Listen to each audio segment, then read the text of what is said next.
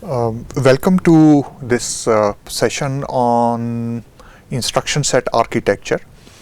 So today in this session we are essentially going to see what is that constitutes the instruction set architecture for a CPU. How do we decide what should be the instruction set architecture? What actually is the instruction set architecture? What is the impact of the instruction set architecture on the final performance and the capabilities of the processor? So we will be throughout working with the example of 8086 processor.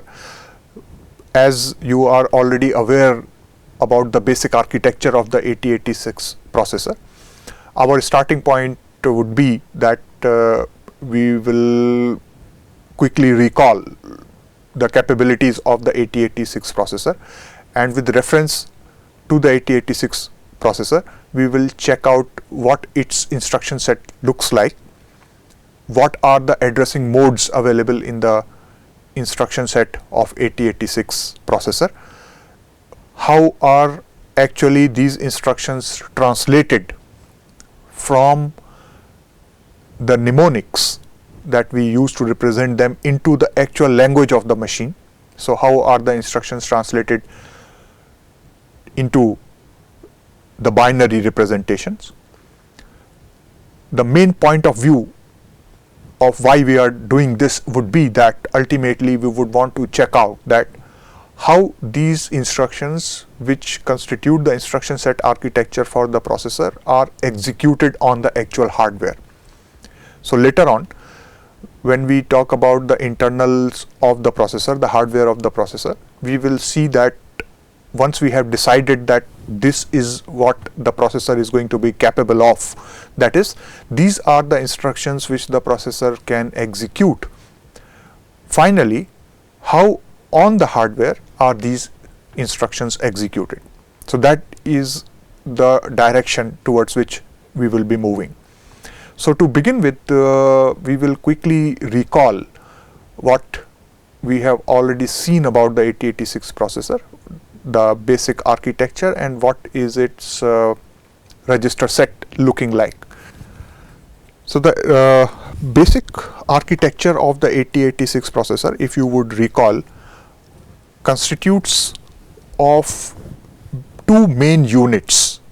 One unit is what we call as the execution unit, and the other unit is the bus interface unit. In the execution unit is present the register set or the register file of the processor. Now, the register file is essentially a storage space using which you can do a number of things with the help of the associated units like the arithmetic logic unit. So arithmetic logic unit is also part of the execution unit. The arithmetic logic unit would be working on multiple values.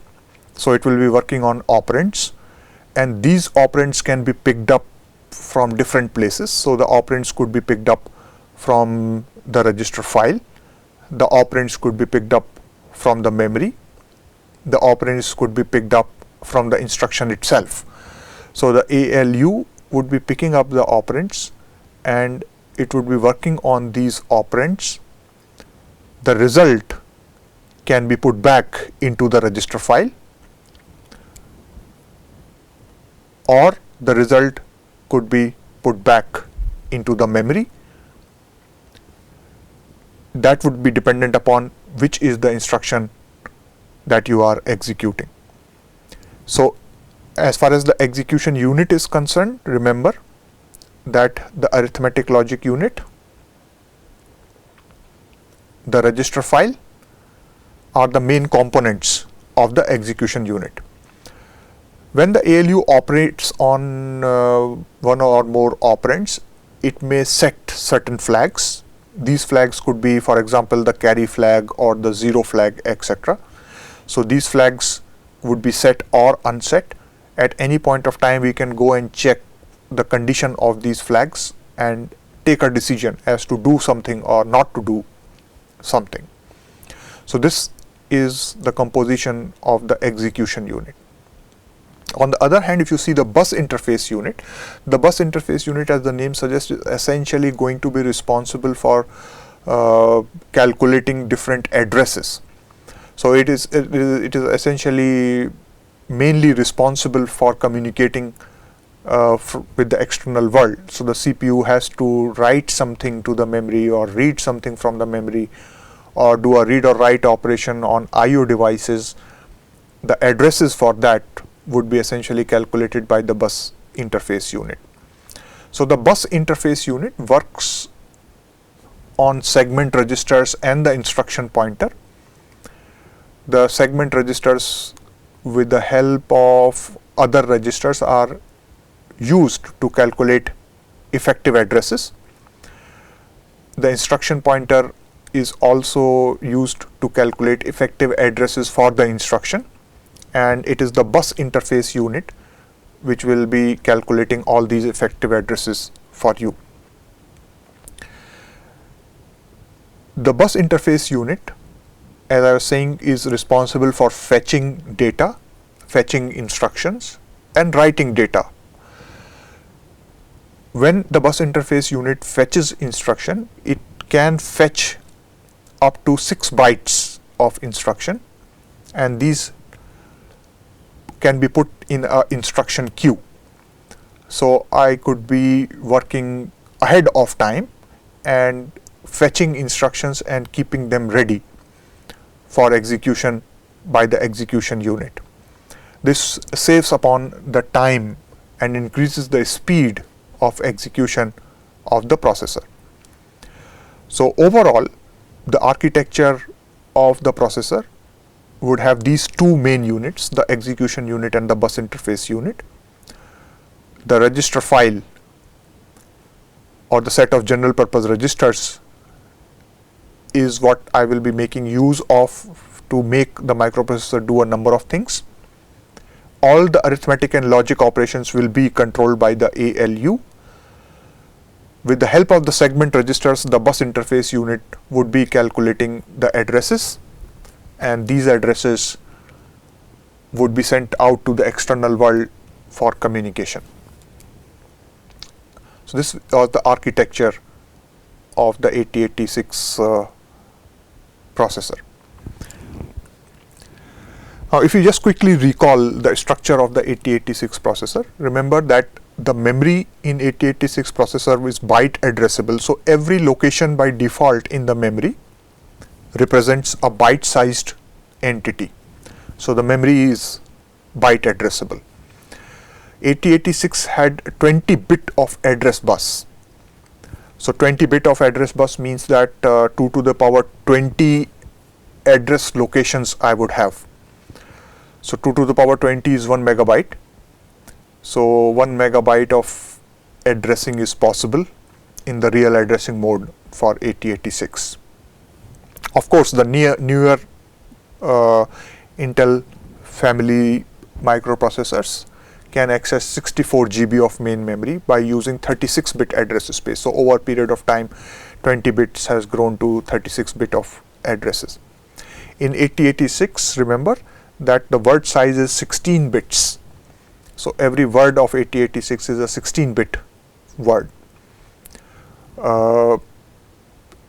This 16 bits is what 8086 works upon at any given point of time. So I can have quantities represented in 16 bits and add them together, multiply them, etc. So typically the nomenclature that is used for representing 16 bits, if I am talking with reference to 8086, is that it is a word. Similarly, a 32-bit quantity would be a double word, what I will call it as a double word. So these are certain terms that are used.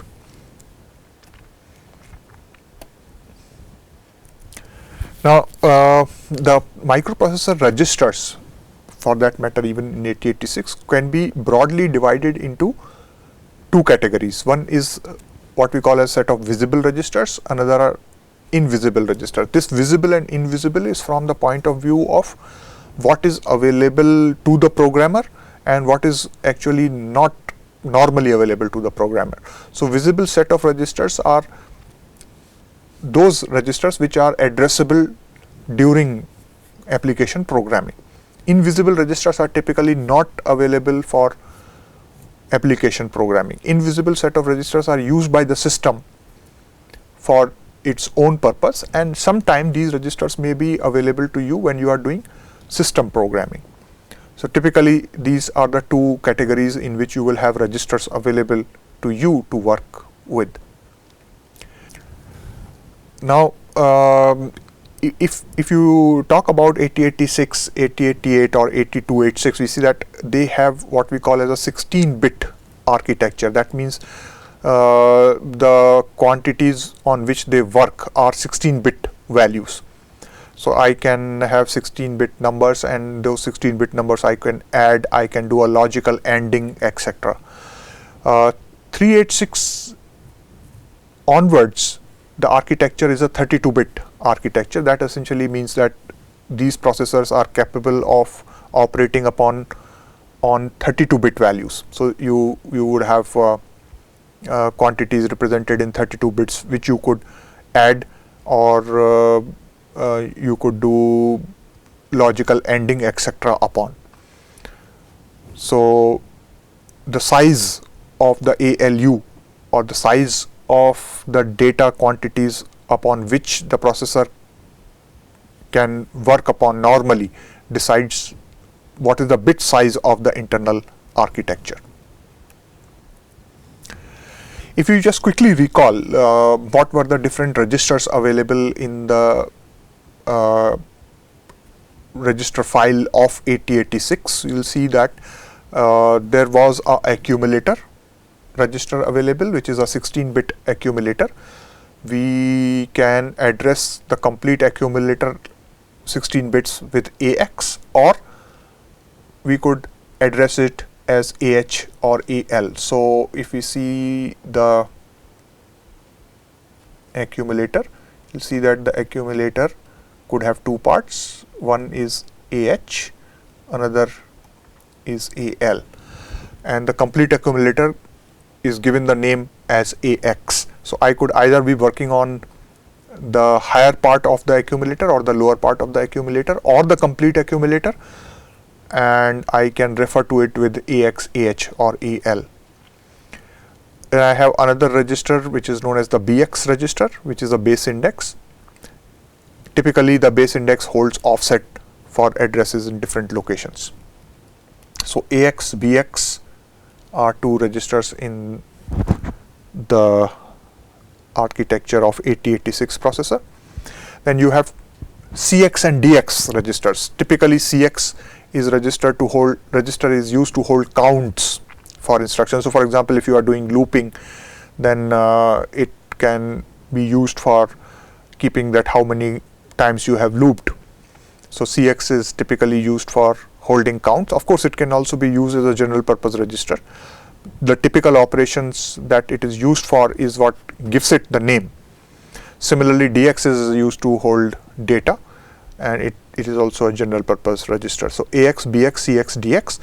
Remember that BX, CX, DX can also be used as two parts of 8-bit register. So I will have a BLBH and I will have a CLCH, similarly DL, DH as well, just as we had AH and AL. Then the other multipurpose registers that we have in the instruction set of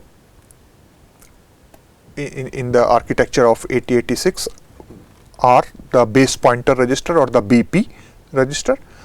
BP is mainly used to, as the name suggests, point to a memory location which will be acting as a base for us.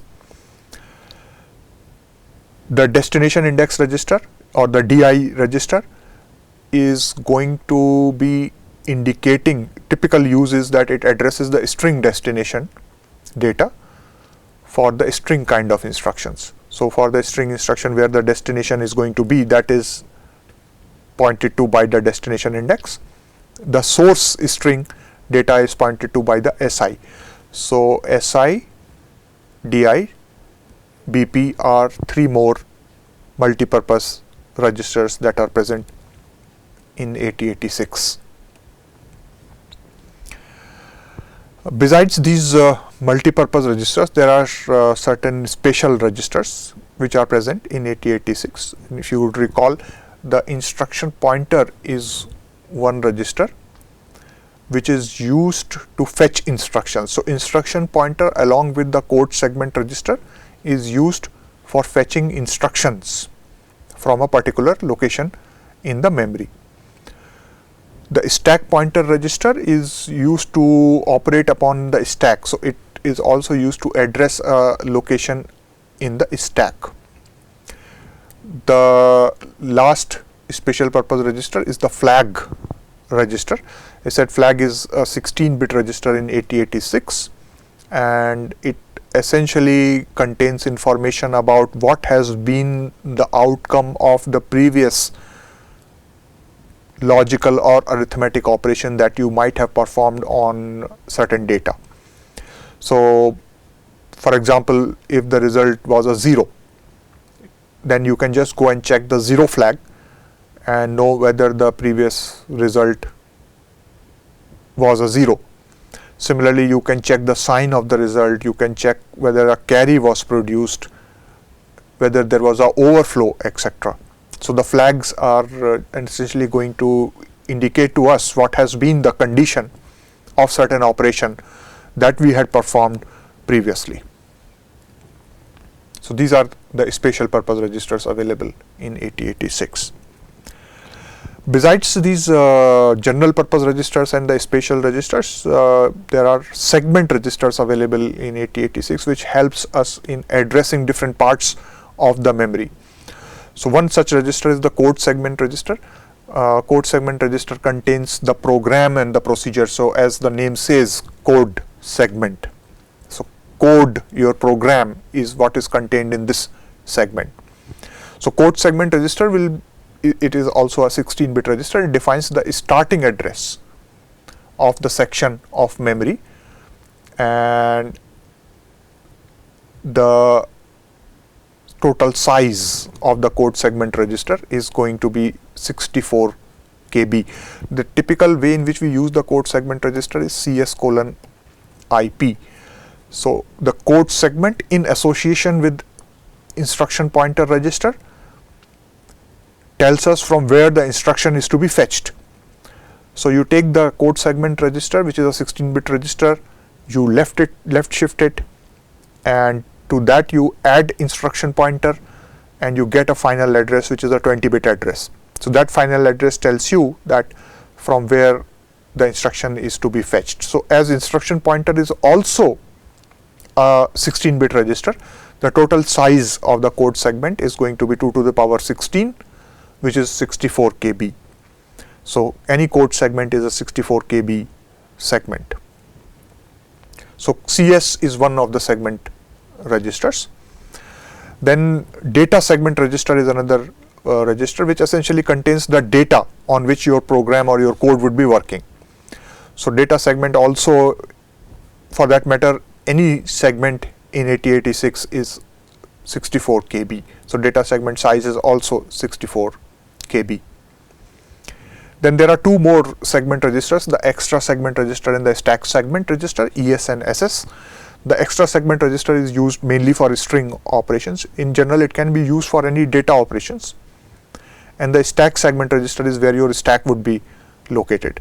So CS, DS, ES and SS. These are my 4 segment registers present in 8086. Now, when we are talking about the instruction set architecture, with reference to this particular processor about which I was just talking to you, that is 8086 processor, what would that mean? So instruction set essentially is set of all instructions which I decide should be executed by the processor. So depending upon what I want to use this processor for, I would say that this processor should have capability of executing such and such instructions. So all those instructions together, taken together, would form my instruction set. Any instruction which is executed on the processor has to be finally represented in the machine code or as a binary instruction. Now, when I am writing a program for execution on the processor, writing the program with binary values is very cumbersome and tedious. So typically what we will do is we will use either an assembly language program or we will use a higher level language to write the program. So these binary codes, which represent actually an instruction, would themselves be represented by mnemonics, and we say that it is the assembly which we are using to represent actual instructions which will be executed on the processor. So every instruction on the machine will have a unique bit pattern. While when I am writing the code, for example, if I am writing the code in assembly, for that particular instruction I will be using mnemonics or symbolic representations. For example, I could be saying add, subtract, load, etc.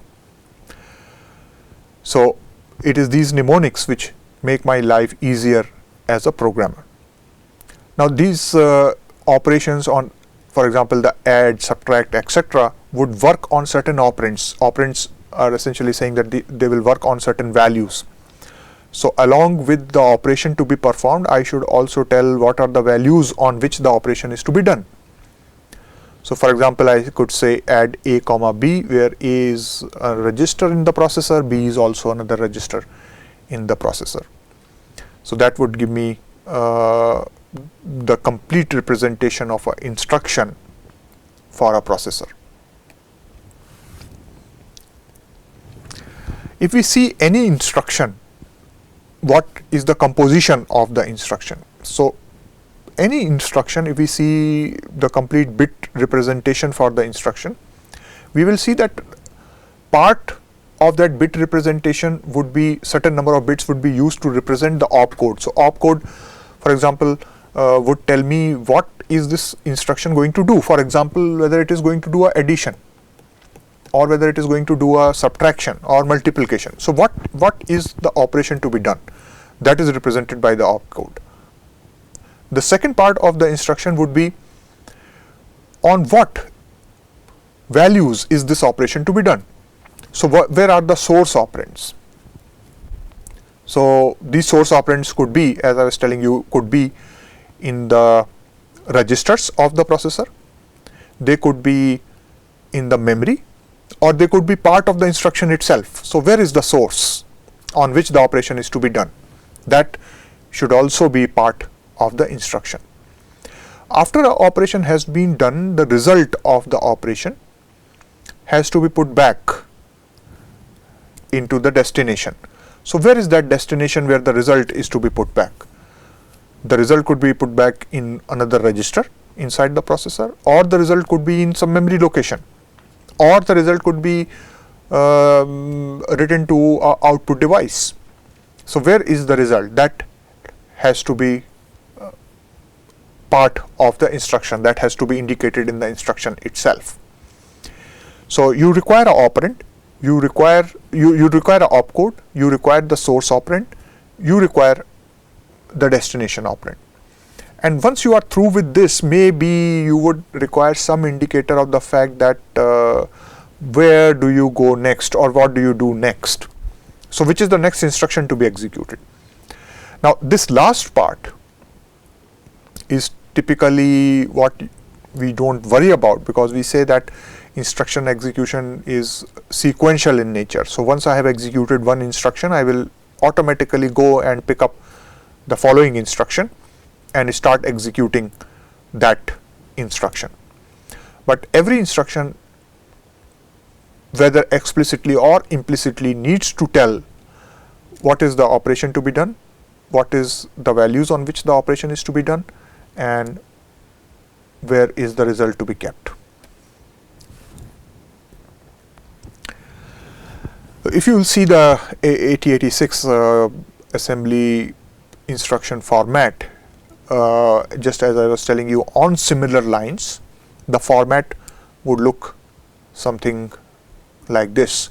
So you would have a label possible, you will have a opcode, you will have the operands, and you will have comments present in any instruction string. So for example, I could write an instruction like next colon move ALBL. Next is the label, move is the opcode. It's just saying that you need to move quantity from one register to another register. And I could say move AL comma BL, that essentially says that transfer the quantity from BL to AL register.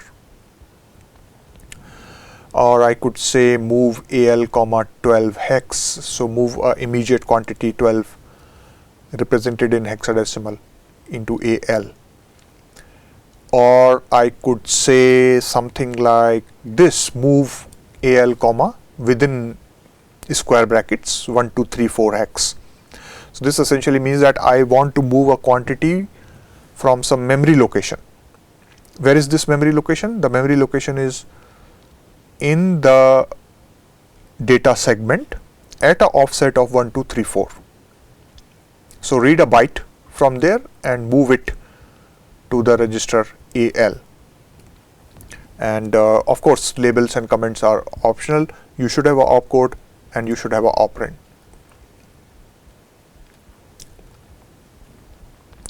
So that's the general instruction format.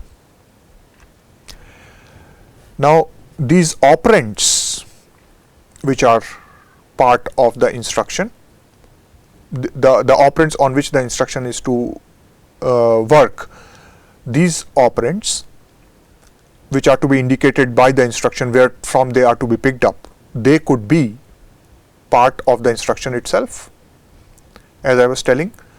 So for example, if you take this move instruction here, so you see there is one operand which is 12 hex. So this will be coded as part of the instruction. So the operand is could be part of the instruction, or the operand could reside in the register of the processor. So if you take the first instruction here, move AL comma BL. So the operands are in the two registers AL and BL. Or the other possibility is that the operand could be residing in some memory location. So if you take the third instruction, move AL comma within square brackets 1 2 3 4 H, that means that one of the operand is in a memory location. So I need to get that operand from the memory location and put it in the AL register.